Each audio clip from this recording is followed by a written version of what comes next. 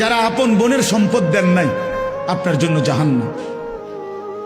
যারা আপন ফুফুর সম্পদ দেন নাই আপনার জন্য জাহান্নাম। যারা আপন ভাইয়ের সম্পদ দেয় নাই তাদের জন্য জাহান্নাম। যারা আপন স্ত্রীর মোহর আদায় করেন নাই তাদের জন্য জাহান্নাম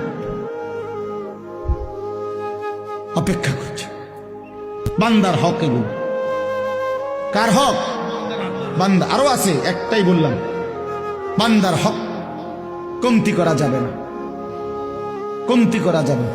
আপন বোন বাবার মৃত্যুর পরে ঠিক যা পায় তা পুরো দিতে হবে।